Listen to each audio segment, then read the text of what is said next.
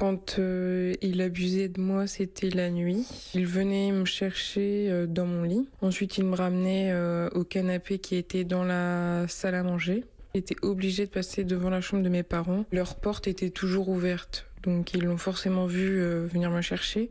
Autrement, il a pu arriver que c'était le mercredi ou le week-end. Il donnait de l'argent à ma mère pour qu'elle aille faire des courses, pour qu'elle soit pas au domicile quand les fêtes se passaient. Et pendant les vacances scolaires, c'était beaucoup plus fréquent. Et une fois qu'il m'avait violée, il allait toujours m'acheter des cadeaux. Je me souviens que j'avais peur de lui et que de toute façon, il m'avait dit que je devais pas le dire, que c'était un secret.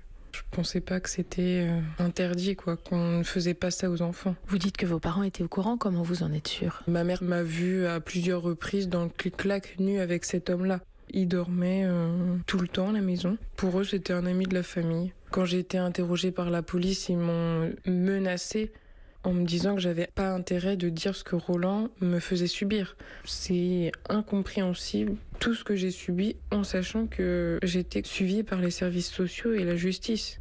Je comprends pas. Pour moi, c'était horrible. Qu'est-ce qui est important pour vous avec ce procès? J'aimerais réellement qu'ils disent la vérité. La personne qui m'a violée, mes parents, que tout le monde avoue ce qu'ils ont fait. Que je puisse vivre.